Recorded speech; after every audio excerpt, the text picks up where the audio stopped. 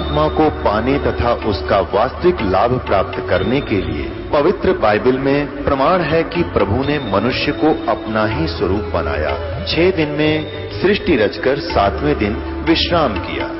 कुरान शरीफ में प्रमाण है कि हजरत मोहम्मद को खुदा स्वयं कह रहे हैं कि मैंने तुम्हें उस परमात्मा की महिमा बताने के लिए भेजा है। वो परमात्मा कबीर है जिसने 6 दिन में सृष्टि रची तथा 7वें दिन तख्त पर जा विराजा। उसकी खबर किसी बाखबर से पूछकर तो देखो। कृपया अवश्य सुनिए जगत गुरु तत्वदर्शी संत रामपाल जी महाराज के अमृत वचन। ब्रह्म कह रहा है कि मेरी उत्पत्ति तो हुई है, ये गीता ज्ञानदाता श्री कृष्ण में प्रवेश करके ये काल बोलता है, ब्रह्म बोलता है। ये कहता है कि मेरे कर्म और जन्म अलौकिक होते हैं। अलौकिक कैसे होते हैं? स्वयं किसी के सामने प्रकट नहीं होता, ये गुप्त रहता है। गीता जी अध्याय नंबर 7 के श्लोक नंबर 24 और 25 में स्पष्ट किया है इसने। देखिएगा अध्याय नंबर 7 श्रीमद् भगवत गीता श्लोक नंबर 24 में, बुद्धिहीन मेरे अनुत्तम अविनाशी परम भाव को न जानते हुए मन इंद्रियों से परे मुझ सच्चिदानंद परमात्मा को अव्यक्तम माम व्यक्तिम आपनम मनन्ते। इसका अर्थ हम ऐसे भी पढ़ेंगे। इन तड़ंगा करने की चेष्टा की है क्योंकि जहां इनकी समझ में नहीं आया इन्होंने गलती कर डाली। देखना, व्यक्तिम अव्यक्तम माम व्यक्तिम आपनम मनन्ते।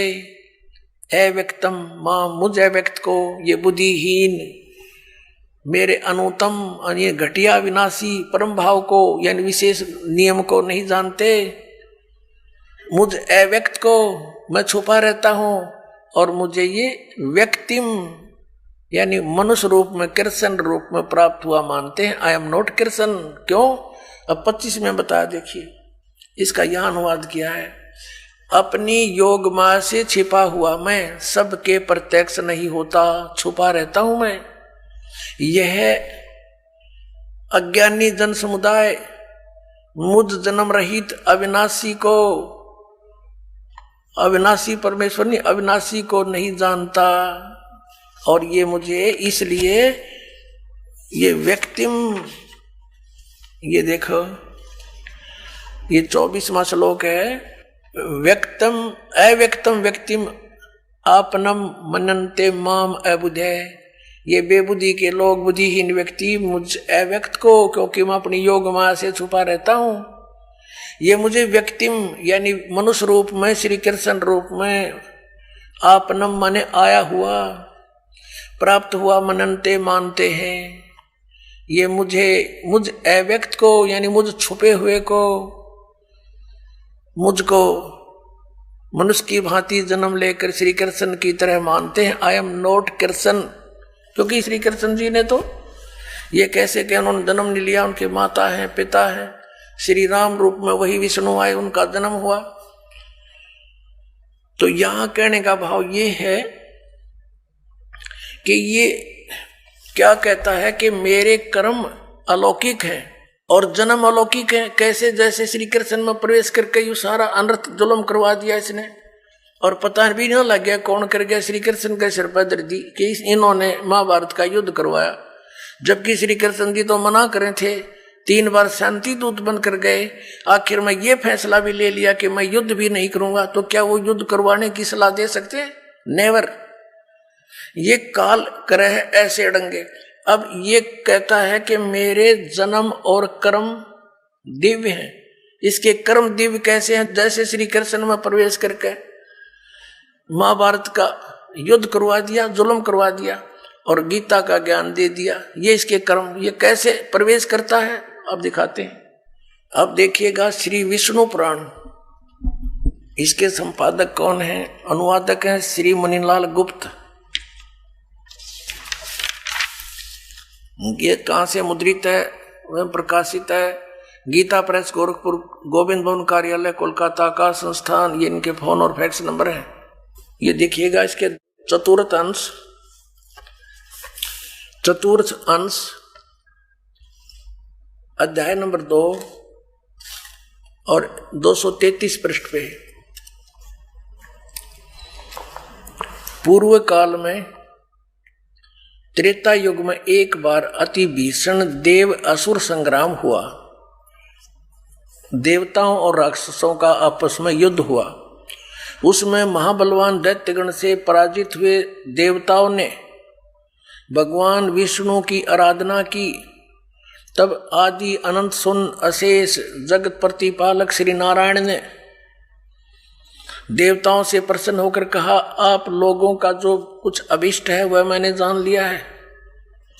उसके विषय में यह सुनिए। राज ऋषि ससाद का जो पुरंजय नामक पुत्र है, उस अक्षत्रिय श्रेष्ठ के शरीर में मैं अंश मात्र से स्वयं अवतीर्ण होकर, यानी कुछ समय के लिए, संपूर्ण दैत्यों का नाश करूंगा। अतः तुम लोग पुरंजय को दैत्यों के वध के लिए तैयार करो।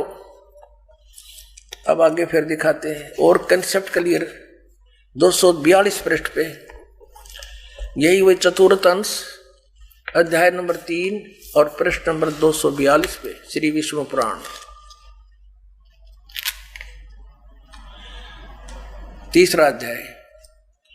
पूर्व काल में रसातल में मोने नामक 6 करोड़ गंधर्व रहते थे। उन्होंने समस्त नागकुल के प्रधान रतन और अधिकार छीन लिए थे।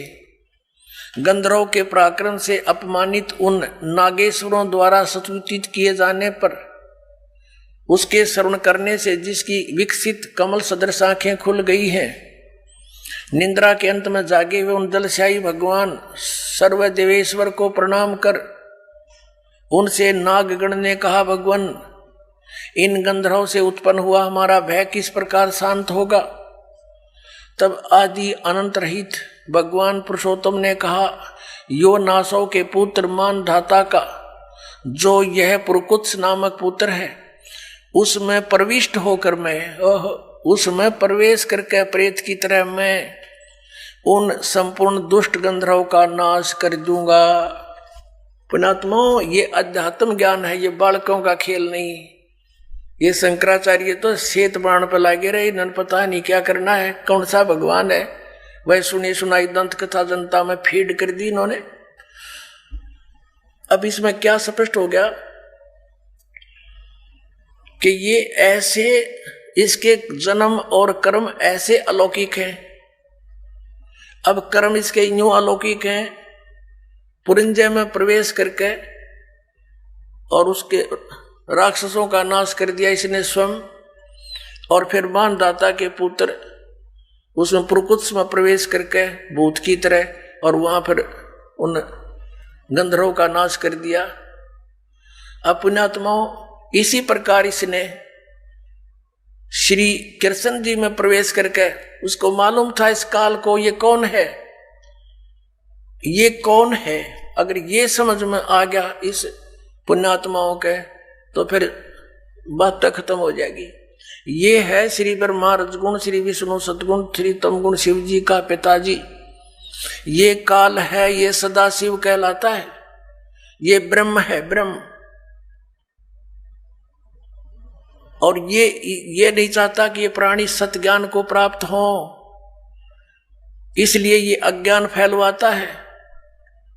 और ये क्या करता है, जैसे इन देवताओं ने प्रार्थना की तो विष्णु रूप धारण करके खड़ा हो गया इनके आगे, क्योंकि विष्णु रूप में पूज रहे थे वो कौन, ये काल स्वयं।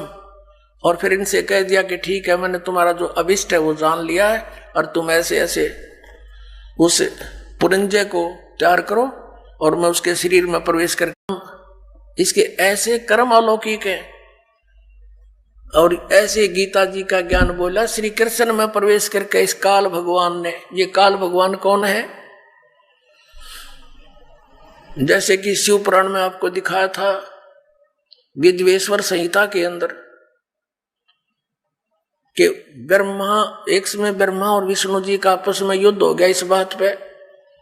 ब्रह्मा जी कहते मैं भगवान, मैं तेरा बाप, विष्णु जी कहते मैं तेरा बाप। ये वर्षों तक बैठे रहते हैं। किसी को तो ये विष्णु जी के रूप में दर्शन दे देता है, तो वो साधक उठ जाता है और जाके श्री विष्णु जी जो सर्वगुण देवता उनके सामने रहते हैं, उनके विषय में कहता है कि ये भगवान है स्वयं विष्णु जी। और यही सारी सृष्टि के करता, यही तीनों रूप बना के ऐसे ऐसे करते हैं। संहार सती थी और उत्पत्ति यही खुद करते हैं। मैंने समाधि दशा में देख लिया, यही भगवान है, मैंने मुझे दर्शन दिया इन्होंने, और दर्शन दे गया ब्रह्म काल। तो विष्णु जी को भ्रम हो गया कि आई एम गॉड। इसी प्रकार किसी को इसने ब्रह्मा जी के रूप में दर्शन दे दिए, उसने ब्रह्मा जी की महिमा गा दी कि ये पूर्ण परमात्मा, ये छुपाए हुए अपने आप को। तो ये भ्रम हजारों ने, सैकड़ों की संख्या में ऐसे उनके समर्थक हो गए, ऐसे विष्णु जी के हो गए। इन दोनों को भ्रम हो गया। ब्रह्मा जी को भ्रम हो गया कि मैं ही उत्पत्ति करता हूं, सब कुछ मैंने ही उत्पन्न किया है। इसी भ्रमणा से, इसी भ्रम में इन्होंने आपस में युद्ध कर लिया। तब इनके बीच में एक स्तंभ छोड़ा, एक पिलर तेजों में स्तंभ छोड़ दिया। इनका युद्ध तो बंद हो गया, उसकी खोज करने लगे ऊपर नीचे कितना लंबा चौड़ा है। ये असफल रहे। फिर वो स्वयं आकर प्रकट हो गया, शिव जी का रूप धारण करके अपने पुत्र का। थोड़ी सी झलक दिखानी पड़ेगी, नहीं तो फिर आप विचलित हो जाओगे। यहां अधिक नहीं दिखाएंगे, आपको थोड़ा सा झलक देंगे, आप समझदार हो, देखिएगा। ये शिव महापुराण है, हिंदी टीका सहित भाग 1, श्री शिव महापुराण, श्री शिव महापुराण है ये। और ये है विद्या अवरिधि पंडित ज्वाला प्रसाद जी मिश्र कृत हिंदी टीका सहित, इसमें संस्कृत भी है। और ये खेमरा श्री कृष्णदास प्रकाशन मुंबई से प्रकाशित है।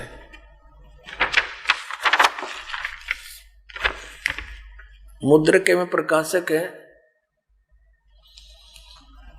खेमरा श्री कृष्णदास, अध्यक्ष श्री वेंकटेश्वर प्रेस, खेमरा श्री कृष्णदास मार्ग, मुंबई। अब यहां देखना, इसके 11 पृष्ठ से शुरू करेंगे। विद्वेश्वर संहिता शिव पुराण, विद्वेश्वर संहिता भाग 1 अध्याय 6। नंदीकेश्वर बोले, हे योगेंद्र, आगे एक समय विष्णु भगवान शेष शैया पर अपने गरुड़ादि पार्षदों के संयुक्त लक्ष्मी सहित शयन करते थे। उस समय ब्रह्म ज्ञानियों में श्रेष्ठ ब्रह्मा जी अपनी इच्छा से ही वहां आ गए और उस सब प्रकार से सुंदर सेज पर शयन करते हुए कमल लोचन विष्णु भगवान से पूछने लगे, ब्रह्म ज्ञानी क्या? ब्रह्म ज्ञानी देखो, इसे ब्रह्म ज्ञानी है ये। और विष्णु तो पूछा, तुम कौन हो जो मुझे देखकर अभिमानी पुरुष के समान शयन करते हो? हे वत्स, उठो, देखो मैं तुम्हारा स्वामी आया हूं। आए हुए गुरु को देखकर जो अभिमान करता उस द्रोही मूड का प्रायश्चित होना उचित है। यह सुनकर विष्णु जी के अंतर में तो क्रोध हुआ, परंतु बाहर से शांत रहे और बोले, हे वत्स, हे बेटा। विष्णु जी बोले ब्रह्मा जी को, हे बेटा, तुम्हारा मंगल हो, बैठो, इस आसन पर विराजो। इसमें तुम्हारा नेत्र कुटिल और मुख वक्र कैसे हो गया? क्रोध में बांगा मुंह क्यों कर रहा है तू? ब्रह्मा जी बोले, वत्स विष्णु, बेटा विष्णु, तुमको समय के प्रभाव से अभिमान है। हे पुत्र, हे बेटा, विष्णु जी को ब्रह्मा जी संबोधित कर रहे हैं, हे पुत्र, मैं तुम्हारा रक्षक और जगत का पिता मैं हूं। विष्णु जी बोले, यह तो सब जगत मुझ में सतीत है, तुम चोर के समान किस प्रकार अपना कहते हो? तुम मेरी नाभि कमल से उत्पन्न हुए हो, इससे मेरे पुत्र हो, मुझे पुत्र कहना व्यर्थ है। नंदीकेश्वर बोले, इस प्रकार ब्रह्मा विष्णु दोनों ही रजोगुण से मुक्त होकर विवाद करने लगे। तब संपूर्ण देवता विमान में बैठ कर बुझावे, अलग अलग करे, कहीं इनको हानि ना हो जा। और हमारे देवता उन भगवाना ऊपर तो फूल बरसावा, कहाँ कर दो काम, शाबाश, बहुत अच्छा काम कर रहे हो तुम। वह लड़का मरने को तैयार है, देवता फूल बरसावे।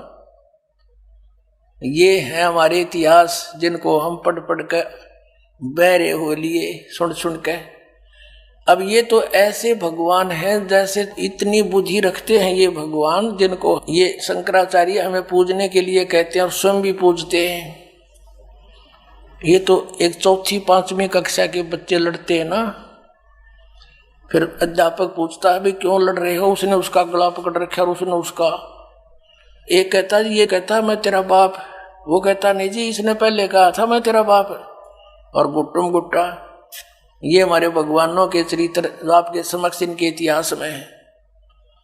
अब जब ये नू लड़ रहे थे, बीच में सतम खड़ा कर दिया इस काल ने, अकेले लड़के मर जाएंगे भी, तेरा काम अधूरा रह जाएगा। फिर इसने इनको ज्ञान देना शुरू किया। शंकर अपने पुत्र शिव का रूप बना के आ गया, कहीं ये विष्णु रूप धारण कर लेता है। देखना इसका प्रमाण आपको दिखाते हैं। हम पढ़ रहे हैं विद्वेश्वर संहिता, इसके 17 पृष्ठ पे संक्षिप्त सा देखेंगे। ये देखिएगा, अब 17 पृष्ठ पर आ गए हम, ज्यादा ना पढ़ेंगे, ज्यादा चेता पढ़ सकते हो अपने लेकर मोल इसको। विद्वेश्वर संहिता भाग 1 अध्याय 9 में अब नंदी केश्वर बोले इस प्रकार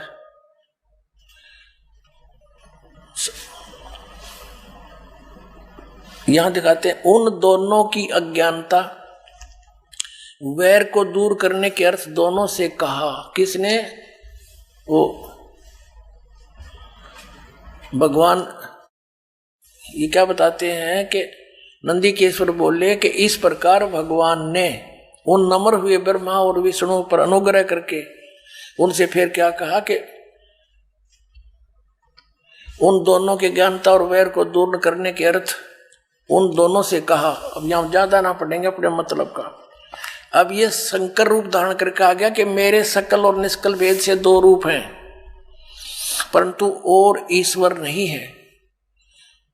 ईश्वर ने इस कारण से उनके 2 रूप नहीं हो सकते। पहला सतम रूप यानी वो पिलर खड़ा कर दिया और पीछे मूर्तिमान रूप फिर स्वयं आ गया, प्रकट हो गया, धारण किया। इसमें ब्रह्म रूप निष्कल है, वो पिलर खड़ा कर दिया, वो तो कहते हैं निष्कल निराकार है, वो ब्रह्म है। और इस रूप सगुण है, वो फिर शंकर रूप धारण करके आ गया। मेरे दोनों रूप सिद्ध हैं, दूसरे किसी के नहीं हो सकते। इस कारण तुम दोनों ने, ब्रह्मा और विष्णु को कह रहा है वो काल भगवान, इस प्रकार तुम दोनों को अथवा दूसरों को ईश्वरताओं की प्राप्ति नहीं हो सकती। तुम दोनों ने अज्ञानता से अपने को ईश माना, भगवान मान लिया। विष्णु और ब्रह्मा को कह रहे हैं कि तुमने अपने आप को ईश मान लिया, यू आर नॉट गॉड। तुम अपने को ईश माना, यह बड़ा ही अद्भुत हुआ। उसके दूर करने को ही मैं रण स्थान में आया। अब तुम अपना अभिमान त्याग कर मोदीश्वर में अपनी बुद्धि लगाओ। मेरे ही प्रसाद से लोक में सब अर्थ प्रकाश करते हैं। अब ज्यादा नहीं, हम यही पढ़ते हैं। जगत का वर्धक होने से मैं ब्रह्म हूं, ब्रह्म केशव। अब यहां आते हैं, मैं सबका ईश्वर हूं, यह सब मेरा है, मेरे सिवा दूसरे का नहीं है। अब यहां देखो, अब हम 18 पृष्ठ पर पढ़ेंगे। 18 पर विद्वेश्वर संहिता भाग 1 अध्याय 10, ये 9वां अध्याय यहां समाप्त हो गया। इति श्री शिव महापुराणे विद्वेश्वर संहिता भाषा टीकायाम 9वां अध्याय, ये इति हो गया, समाप्त हो गया। और यहां ये दूसरा प्रारंभ हो गया। अब यहां देखिएगा नीचे क्या कहता है, हे पुत्रों, यह कृत आपने तप से प्राप्त किया है। कौन सा कृत? ब्रह्मा और विष्णु को कहता है, हे पुत्रों, यह कृत आपने तप से प्राप्त किया है, जो कि सृष्टि की उत्पत्ति और पालन कहाता है। सो मैंने प्रसन्न होकर तुम्हें दिया है। इसी प्रकार दूसरे 2 कृत रुद्र और महेश को प्रदान किए हैं। ये 4 हो गए, ब्रह्मा और विष्णु और रुद्र और महेश। और 5वां यू बोल रहे हो कौन? ये काल रूपी ब्रह्म है। अब देखो, फिर ये कहता है मेरा एक ब्रह्म ओम नाम है, ये प्रश्न नंबर 19 पर, वही विद्वेश्वर संहिता अध्याय 10। इस कारण उस अज्ञान की सिद्धि के निमित्त ओंकार नामक मंत्र जप करो, यह अभिमान का दूर करने वाला है। सोई निज मंत्र उपदेश करते हैं। यह ओंकार मेरे मुख से उत्पन्न होने से मेरे ही रूप का बोधक है और महामंगल करने वाला है। यह वाचक है, मैं वाच्य हूं। यह मंत्र मेरा आत्मा है, उसके स्मरण से मेरा स्मरण होता है। उत्तर की ओर के मुख से अकार और पश्चिम के मुख से उकार, दक्षिण के मुख से मकार और पूर्व के मुख से बिंदु और मध्य के मुख से नाद उत्पन्न हुआ। इस प्रकार, ये बीच में संस्कृत है, इस प्रकार 5 प्रकार से यह निर्गत हुआ। वह सब एक होकर ओम ऐसा एकाक्षर हो जाता है। अब स्पष्ट हो गया कि ये ओम अक्षर इस सब अवयव से एक होकर ये ओम ऐसा एकाक्षर हो जाता है। अभी आपको श्रीमद् भगवत गीता अध्याय नंबर 8 के श्लोक नंबर 13 में दिखाया था कि ओम इति एकाक्षरम ब्रह्म विवरण माम अनुसमरण यह प्रयाति तदंदेहम सयाति परमाम गतिम। मुझ ब्रह्म का यह गीता ज्ञान भी यही काल ऐसे प्रवेश करके श्री कृष्ण में प्रवेश करके बोल रहा है, जैसे मानधाता के पुत्र प्रकृष्ट में प्रवेश होकर उन गंधर्वों का नाश कर दिया और उधर से पुरंजय के अंदर प्रवेश होकर असुरों का नाश कर दिया। ऐसे श्री कृष्ण में प्रवेश होकर के अर्जुन को युद्ध के लिए तैयार कर दिया और गीता का ज्ञान वेदों वाला और कुछ अपनी अटकल लड़ा के इसमें ज्ञान दे दिया। तो ये ब्रह्म बोल रहा है, जो ब्रह्मा विष्णु महेश रुद्र इन सब का पिता है और दुर्गा इन सब की माता है।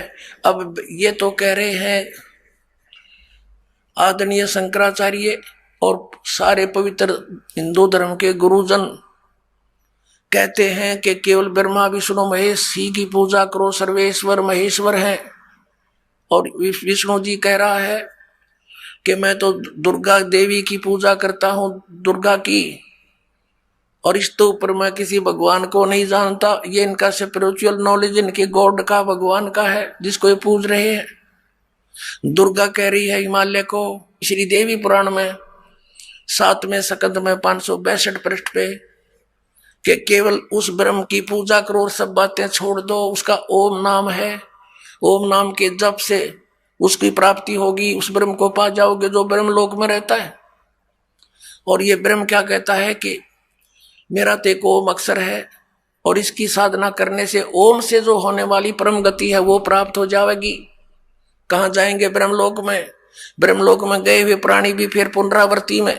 गीता जी अध्याय नंबर 8 के श्लोक नंबर 16 में लिखा, देखिएगा। अब ये तो आपने अध्याय नंबर 8 का और श्लोक नंबर 13 अभी पढ़ा था पहले भी, फिर देख लेते हैं। ओम इति एकाक्षरम ब्रह्म विहरण माम अनुसमरण ये प्रियाति तजंदेहम सयाति परमाम गतिम। ओम ओम एक अक्षर, माम ब्रह्म मुझ ब्रह्म का, केवल यह एक अक्षर ओम है। ओम का इन्होंने अनुवाद ऐसे किया है, ऐसे कहो तो ऐसे लिख लो, एक का बात है। तो उसकी परम गति होती है जो ओम नाम के सतर की, वो कहाँ जाता है? ब्रह्मलोक में चला जाता है। जैसे अभी आपने श्री देवी पुराण में पढ़ा कि श्री देवी जी कहती हैं कि तुम ओम नाम का जाप कर और उस ब्रह्म को प्राप्त हो जाएगा, ब्रह्मलोक में चला जाएगा। अब ब्रह्मलोक में गए प्राणी फिर पुनरावृत्ति में आते हैं, देखिएगा। ये गीता अध्याय नंबर 8 का और श्लोक नंबर 16। हे अर्जुन, ब्रह्मलोक पर्यंत सब लोग पुनरावृत्ति में हैं। यहां देखना, इन्होंने स्टार लगा रखे पुनरावृत्ति का, यहां परिभाषित किया है, अर्थात जिनको प्राप्त होकर पीछे संसार में आना पड़े, ऐसे इसको पुनरावृत्ति कहते हैं। ब्रह्मलोक तक पर्यंत, ब्रह्मलोक तक जितने भी लोग हैं उनमें गए हुए प्राणी भी पुनरावृत्ति में जन्म मृत्यु होती है। और ये स्वयं भी स्वीकार करता है गीता ज्ञानदाता कि अर्जुन तेरे और मेरे बहुत जन्म हो चुके, तू नहीं जानता मैं जानता हूं। तो ब्रह्म इनकी पूजा करने वाला भी जन्म मृत्यु में बना रहा तो परम शांति नहीं। गीता जी अध्याय नंबर 17 के और श्लोक नंबर 23 में कहा है कि उस सच्चिदानंद ब्रह्म को पाने का किसको,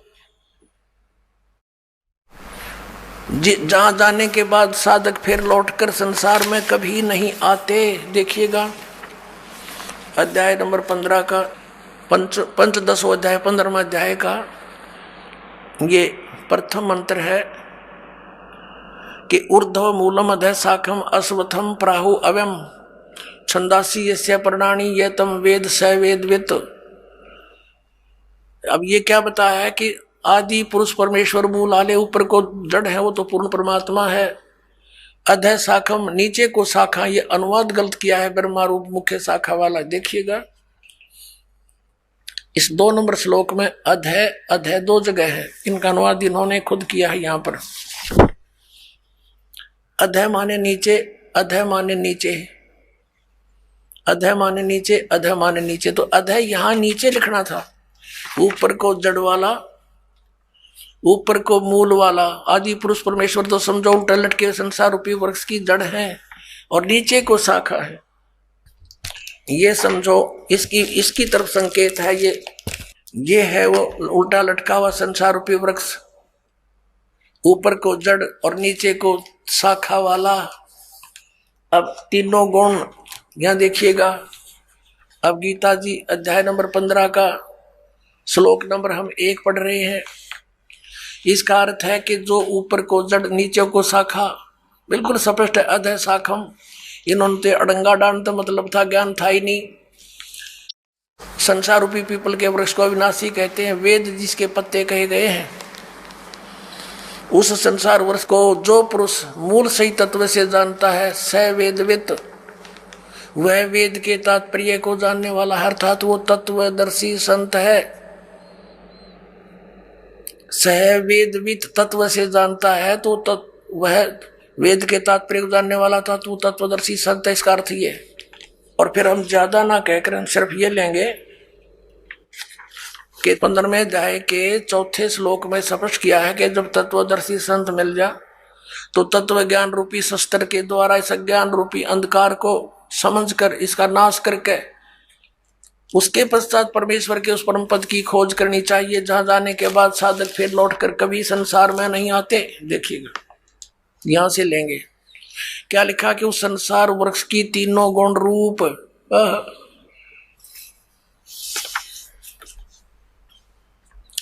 विषय पर वाला शाखा, तीनों गुण रूपता समझो उसकी विषय वासना वाली शाखा है, नीचे और ऊपर फैली हुई है। मनुष्य लोक में कर्मों के अनुसार बांधने के भी मुख्य कारण यही है, जो नीचे और ऊपर लोकों में फैली हुई है।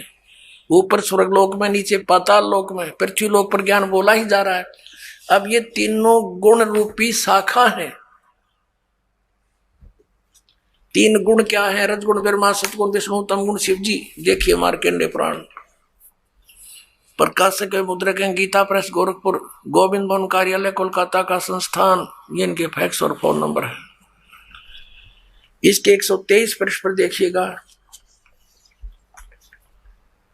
ये संक्षिप्त मार्कंडेय पुराण 122 के नीचे आएंगे, फिर साथ में इधर 23 है। अब मार्कंडेय जी बोले मुने, अब यहां जाते इसके सामने ही। इस प्रकार स्वयंभू परमात्मा की 3 अवस्थाएं हैं। रजोगुण प्रधान ब्रह्मा, तमोगुण प्रधान रुद्र, सतोगुण प्रधान विश्वपालक विष्णु है। ये ही 3 देवता हैं और ये ही 3 गुण हैं। कंसेप्ट क्लियर हुआ? समझदार को संकेत ही बहुत होता है। अब फिर पढ़िएगा इस पवित्र श्रीमद् भगवत गीता अध्याय नंबर 15 के श्लोक नंबर 1। इसके तमगुण शिव जी ये शाखा है और पात रूप ये सब यहाँ के 3 लोकों के प्राणी हैं। अब आपके ये पवित्र नीचे और ऊपर फैली हुई है, यानी 3 लोकों पर, पाताल लोक, पृथ्वी लोक और स्वर्ग लोक पर इन भगवानों का आधिपत्य है। एक गुण का एक विभाग के मंत्री हैं ये, और कर्मा के अनुसार बांधने वाली भी मुख्य कारण, मुख्य जड़ें, यानी ये हमें बांधे रखती हैं, फंसाए रखते हैं। नीचे और ऊपर फैली हुई है, सभी लोकों में नहीं, ऊपर और नीचे फैली है। अब तीसरे में कह गीता ज्ञानदाता कहता है इस संसार का स्वरूप जैसा कहा है वैसा यहाँ विचार काल में नहीं पाया जाता। अब क्या कहता है ये गीता ज्ञानदाता कि जो तेरा और मेरा डिस्कशन चल रहा है इस गीता के ज्ञान में, मैं इस पूरे ब्रह्मांडों के सारे संसार रूपी वृक्ष की यानी सभी ब्रह्मांडों की जानकारी नहीं रखता। मुझे इसके आदि और अंत का स्थिति का कोई ज्ञान नहीं। इससे ये भी सिद्ध हो गया कि गीता ज्ञान दाता जो है ये सर्जन करता नहीं है, ब्रह्मांडों का रचने वाला नहीं है, वो कोई और भगवान है जिसने सब ब्रह्मांड रचे। देखिएगा 15वें अध्याय का 3, ये क्या कहता है कि इस संसार वर्ष का स्वरूप जैसा कहा है वैसा यहाँ विचार काल में तेरे मेरे डिस्कशन में गीता जी के ज्ञान में नहीं पाया जाता, क्योंकि न इसका आदि है और न इसका अंत है, यानी मुझे इसके आदि अंत का कोई ज्ञान नहीं, गीता ज्ञानदाता कहता है, और न इसकी अच्छी प्रकार स्थिति है।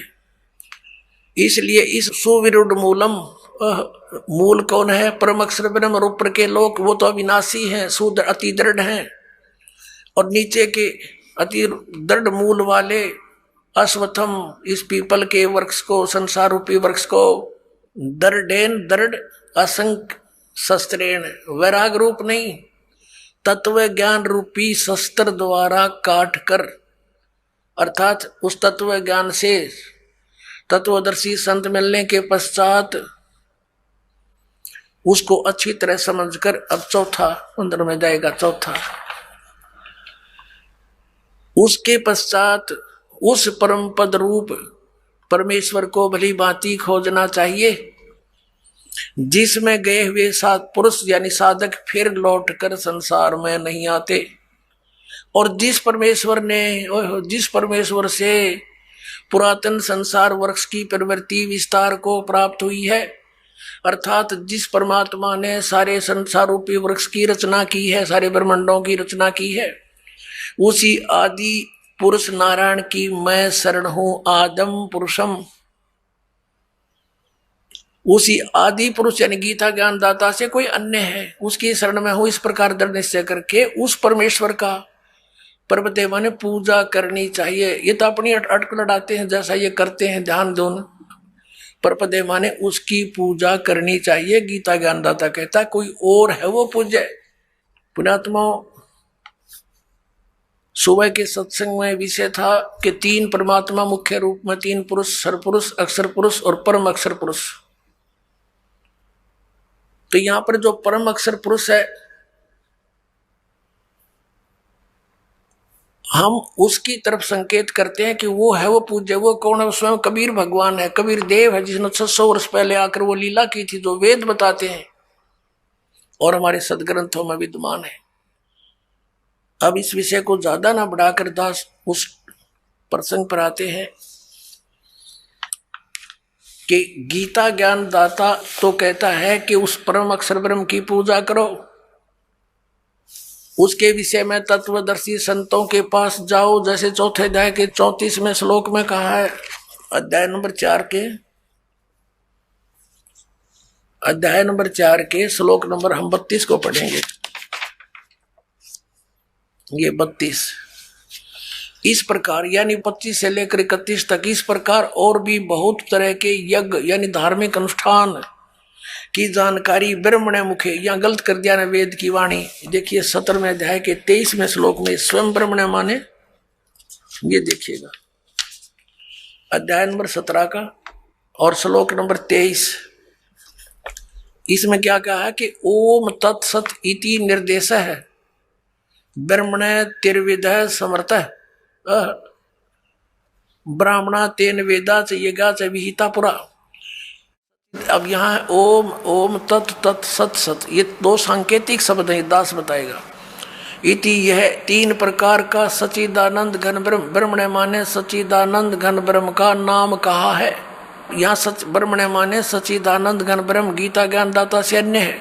तो यहाँ इन्होंने चौथे अध्याय के 32वें श्लोक में अनरच कर दिया।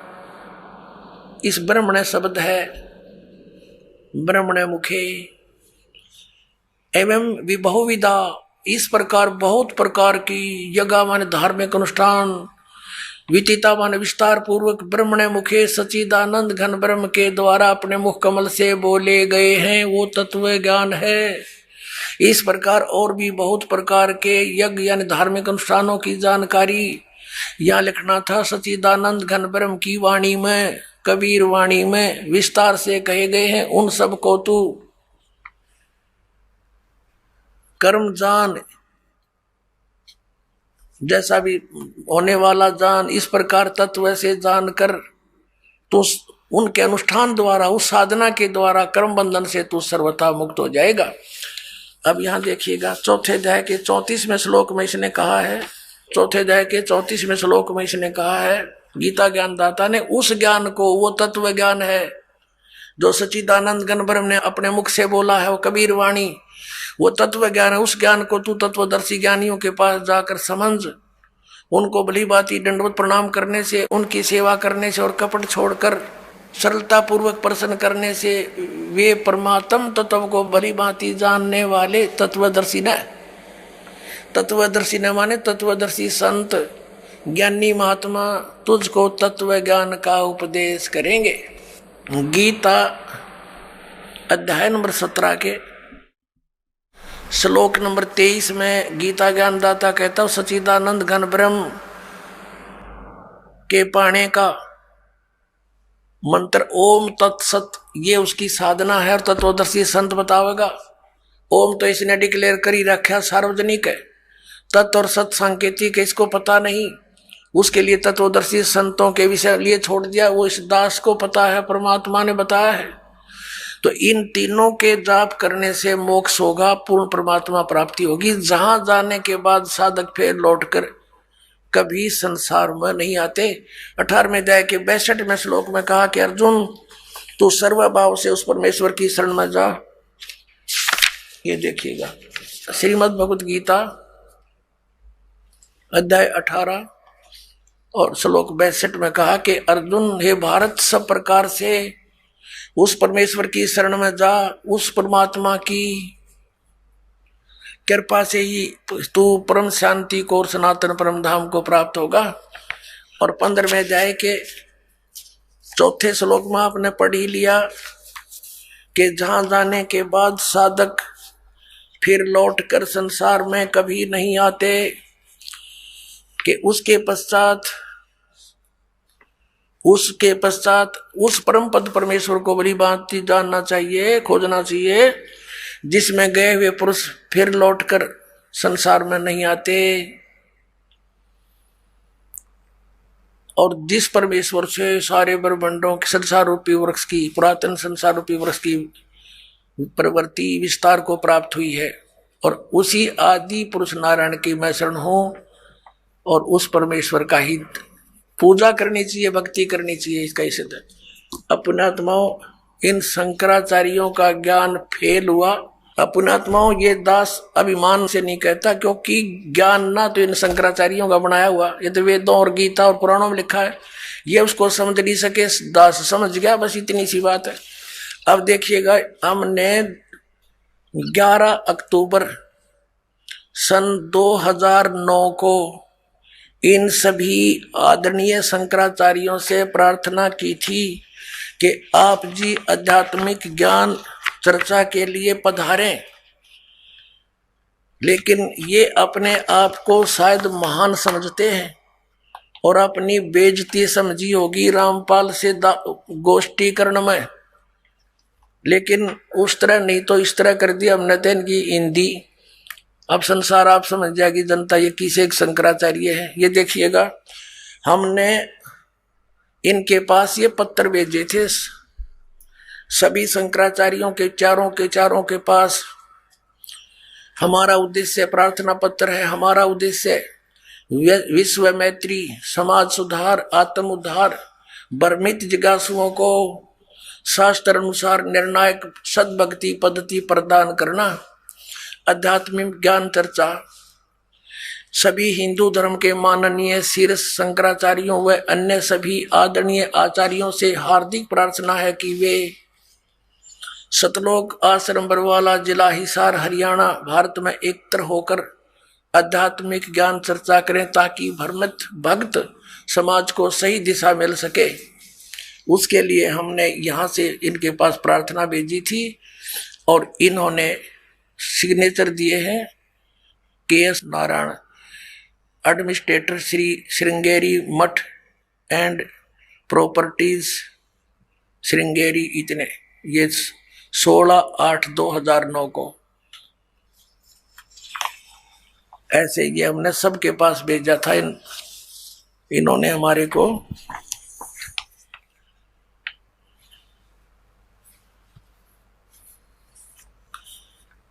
ये पत्र प्राप्त किया। प्रेमचंद्र उपाध्याय, प्रबंधक ज्योतिष मठ, ज्योतिष आचार्य ज्योतिष मठ, उसको। तो इस तरह हमने बाई हैंड ले जाके, बाई रजिस्ट्री करवा के, और वो दिन रखा था और 2 चैनलों के माध्यम से करना था। देखिएगा इन्हीं पत्रों में है ये, इन्हीं पत्रों में ये है, यहां पर लिखा है।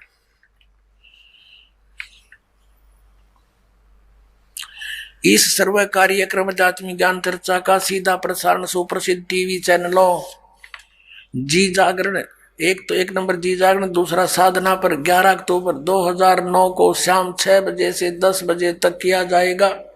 लेकिन ये नहीं आए। यहाँ पूरा प्रोग्राम इसी आश्रम में हुआ था।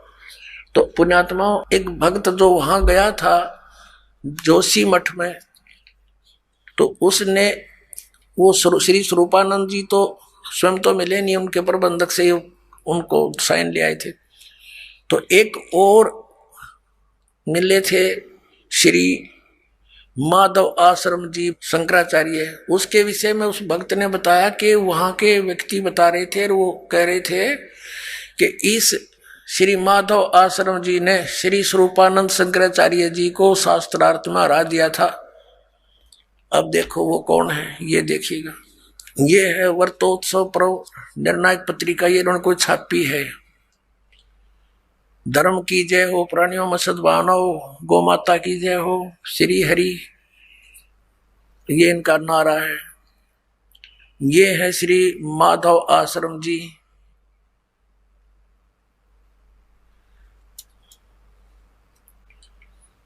ज्योतिष पीठाधीश्वर, ये कहते हैं मैं अधिकारी, ये अपना अधिकार मानते हैं उस पर। ज्योतिष पीठाधीश्वर श्री मजद गुरु शंकराचार्य अनंत श्री विभूषित श्री स्वामी माधव आश्रम जी महाराज, ज्योतिर्मठ बद्रिकाश्रम हिमालय, श्री कृष्ण बौद्ध धाम 7 शंकराचार्य मार्ग, सिविल लाइन, दिल्ली चमन से, यह यहाँ छपी है। और इनका भगवान कौन है, ये इनके भगवान देखिएगा। समाचार पत्र पंजीकृत, धर्म सम्राट, ये नाम कोई है इनका। जगत गुरु शंकराचार्य ज्योतिष पीठाधीश्वर अनंत श्री स्वामी माधव आश्रम जी महाराज, बद्रिका आश्रम हिमालय अध्यक्ष अखिल भारतवर्षीय धर्म संघ, ये इनके पूज्य देवता हैं। भगवान राम परिवार। अब न्यू क्या है, वो वहां के लोग कह रहे थे कि इसने श्री माधव आश्रम जी ने, इसका नाम है आदरणीय शंकराचार्य का माधव आश्रम जी महाराज, इन्होंने स्वरूपानंद जी को हरा दिया और पूजा इनकी है। ये इनके भगवान, इन रजगुण ब्रह्मा, सतगुण विष्णु, तम गुण शिव जी, इन तीनों देवताओं की पूजा श्रीमद् भगवत गीता जी के अंदर मना किया है 7वें अध्याय के 10 से लेकर 12 और 20 से लेकर 23 के श्लोक में। वो आने वाले समय में आपको दिखाएंगे और ये उन्हीं की पूजा करते हैं। तो पुण्यात्माओं, सौभाग्य आपका, आपको सत्संग मिला इस बरवाला आश्रम में। पूरे विश्व में कहीं भी सत्संग नहीं है। बोलो सतगुरुदेव की जय हो। परम पिता परमात्मा पूर्ण ब्रह्म सारी सृष्टि के रचनहार कबीर परमेश्वर जी की असीम कृपा से आप पुण्यात्माएं सत्संग सुनने के लिए उपस्थित हुए। परमात्मा बताते हैं, मात पिता मिल जाएंगे 1,84 माँ, सतगुरु सेवा और भक्ति या फिर मिलन की ना। परमात्मा स्वयं आकर के हमें जगाते हैं। हम मोह ममता की गहरी नींद में सोए हुए होते हैं। वो परम पिता परमात्मा दयालु भगवान हमें आकर के याद दिलाते हैं, मानुष जन्म दुर्लभ है, मिले न बारंबार, जैसे तरवर से पत्ता टूट गिरे वो बोर न लगता डर। मानुष जन्म पाए कर जो नहीं रटे हरि नाम, जैसे कुआ जल बिना फिर बनवाया क्या काम। बिन उपदेश अचंभ है ये क्यों जीवत है प्राण, भक्ति बिना काठोर है वो नर नाही पाषाण। अगम निगम को खोज ले बुद्धि विवेक विचार, उदय अस्त का राज मिले तो बिन नाम बेगारे। राम रटत कोडी भला चू चू पड़े जो चामे, ये सुंदर शरीर किस काम का जामुख नाही नाम। राम रटत दारिद्र भलो टूटी घर की छान, वो सुंदर महल किस काम के जहां भक्ति नहीं भगवान।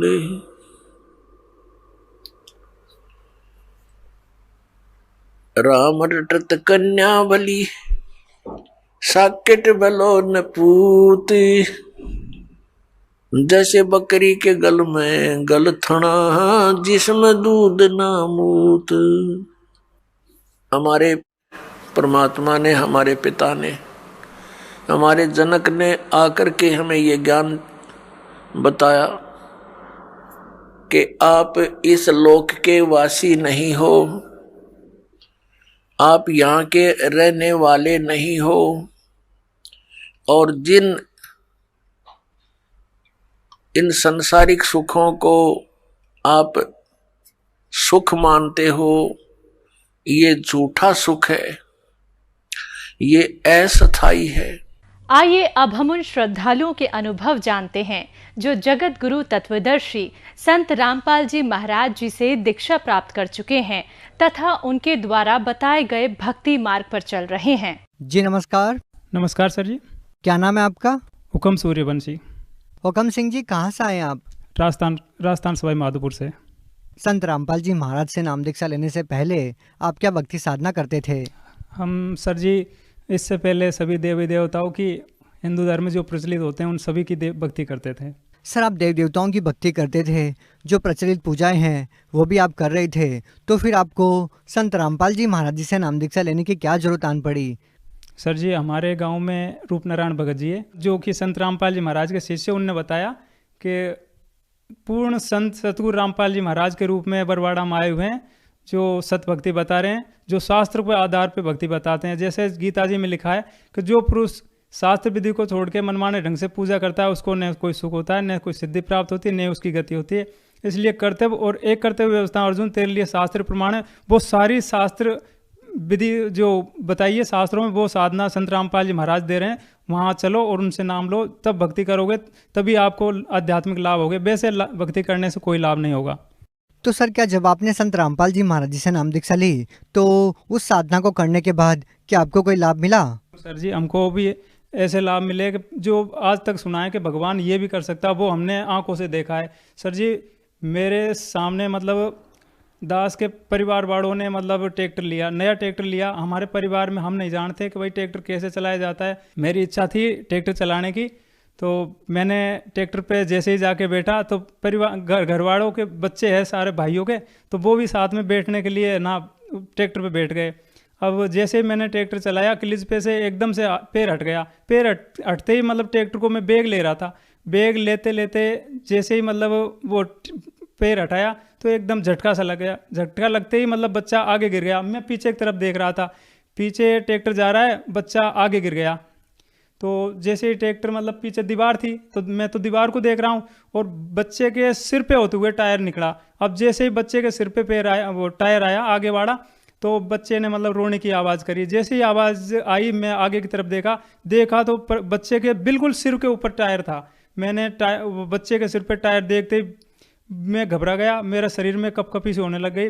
और जब मैंने ट्रैक्टर से उतर के मतलब ट्रैक्टर का एक्सीलेटर भी खींचा तो ट्रैक्टर भी बंद नहीं हुआ। मैंने तुरंत जाके बच्चे को उठाया तो बच्चा मतलब जैसे दबी हुई आवाज़ में रोने लगा। तो मैं फिर दोबारा बच्चे को छोड़ के मैंने ट्रैक्टर का एक्सीलेटर खींच के ट्रैक्टर को बंद किया।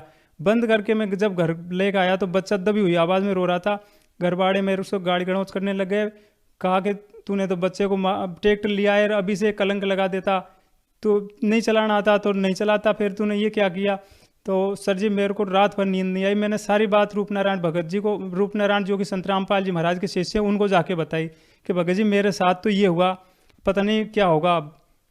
तो उन्होंने कहा भाई परमात्मा जो चाहे सो कर सकते हैं। तो मेरे को मतलब उन्होंने जो बातें बताई उस हिसाब से गुरुजियों पे विश्वास बना। मैंने फिर परमात्मा से प्रार्थना करी। सुबह जैसे ही हुआ, सुबह होते ही घरवाड़ों ने मेरे से गाली गलौज करने लग गया, भाई तूने तो बच्चा को पत्नी कितनी चोट है इसके, ये रात भर का है ना सोने ही नहीं दिया। वहाँ गाँव वाड़ों ने भी कहा भाई कि इसके चोट ज़्यादा है तो इसको माधोपुर लेके चलो।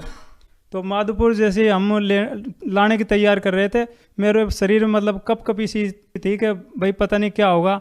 तो मैंने परमात्मा को जाके प्रणाम किया। जो परमात्मा सतगुरु रूप में परमात्मा आए हुए हैं संत रामपाल जी महाराज के रूप में, उनका मैंने प्रणाम किया। प्रणाम करके मैंने प्रार्थना की, ए बंदी छोड़, अगर आप ऐसा कर सकते हो तो क्या हमारे लिए ऐसा नहीं करोगे।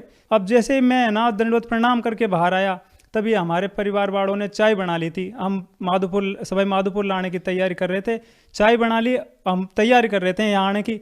तो भगत जी वो चाय पीते ही बच्चा है ना मतलब खड़ा हुआ। अब खड़खड़ा होके मतलब लड़खड़ा के चल रहा था। मेरे दिल में कपकपी सी होने लगी कि ये गिरेगा और दोबारा मतलब कुछ ना कुछ और हो जाएगा। तो भगत जी देखते ही देखते मतलब वो है ना थोड़ी देर में मतलब ऐसा हो गया, आज तक हमने किसी डॉक्टर को नहीं दिखाया और वो है ना ऐसा बिल्कुल बढ़िया है, कोई मतलब है ना वो शारीरिक मतलब उसके मतलब दुख दर्द नहीं है। कितने साल का बच्चा था वो? 5 साल का बच्चा था भगत जी, जो ट्रैक्टर पे बैठ गया। और क्या लाभ मिले? सर जी मेरी एक बेटी है 12-13 साल की, वो कुट्टी काटने की मशीन से मतलब खेलने लग गई। खेलते खेलते उसके ऊपर बैठ के वो हिलाने लग गई। हिलाते हिलाते उसका पता नहीं अचानक से कैसे हाथ गया, वो गंडासे के ऊपर वो अंदर चला गया मशीन के अंदर जाते 2 उंगली, एक उंगली बिल्कुल लटक गई, दूसरी उंगली पे कट आ गया। तो वहाँ तो घरवाड़ों ने मतलब है नहीं लपेट के शाम के 6 बज गए। तो वहाँ से खंडार हॉस्पिटल लेके आए। खंडार हॉस्पिटल जैसे लेके आया वहाँ गेट पे ही डॉक्टर मिल गया। डॉक्टर ने वहीं बुला लिया कि भाई तू बाद में मेरे पास आएगा, तू चल अभी आ जा। तो वहाँ डॉक्टर ने पट्टी खुलवा के और देखी तो उंगली लटकी हुई है। तो डॉक्टर साहब वहीं बोल गए गेट पे ही कि भाई इसको तो माधोपुर ले जा, इसके अंदर रोड डलेगी, अगर रोड डलते ही उंगली अगर बचती है तो ठीक, नहीं तो मतलब उंगली काटनी पड़ेगी। हम शाम को वहाँ से करीब 7 बजे के हेरफेर में हमको खंडार में बज गए। 8 बजे के लगभग हम सवाई माधोपुर आए। सवाई माधोपुर जब 8 बजे के हेरफेर में आए तो उस समय मतलब डॉक्टरों की शिफ्ट चेंज होनी थी। तो डॉक्टरों ने मतलब ये कहा भाई कि अगर ऑक्सीजन सप्लाई इसकी चालू रही तो उंगली नहीं कटेगी, अगर ऑक्सीजन सप्लाई अगर बंद होगी तो उंगली सुबह काटनी पड़ेगी, काली पड़ जाएगी उंगली। तो सर जी हमने वहाँ से मतलब है ना टाँका लगवा के नामदान पे चले गए। वहाँ परमात्मा के दंडवत प्रणाम करके और रात बिताई वहीं हमने।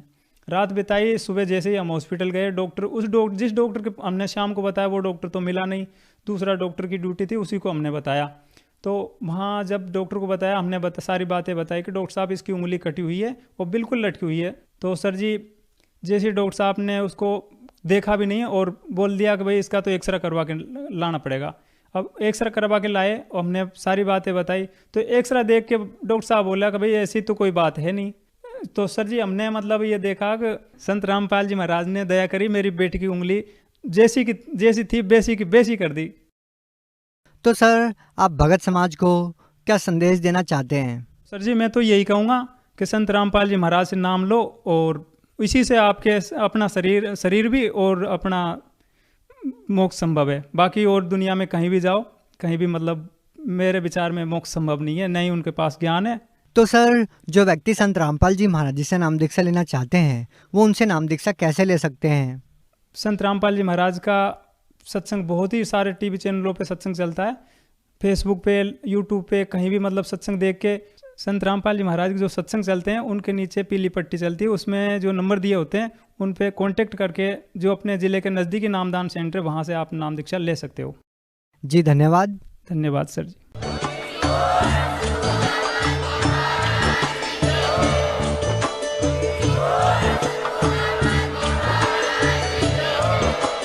आप सुन रहे थे जगत गुरु तत्वदर्शी संत रामपाल जी महाराज जी के मंगल प्रवचन। अधिक जानकारी के लिए विजिट कीजिए हमारी वेबसाइट www.jagatgururampalji.org। संत रामपाल जी महाराज जी के शुभ आशीर्वाद से पूरे विश्व भर में 500 से भी ज्यादा नाम दीक्षा केंद्र हैं, जिन पर संत रामपाल जी महाराज जी द्वारा ऑनलाइन निःशुल्क नाम दीक्षा दी जा रही है। अपने नजदीकी नाम दीक्षा केंद्र का पता करने के लिए संपर्क करें 82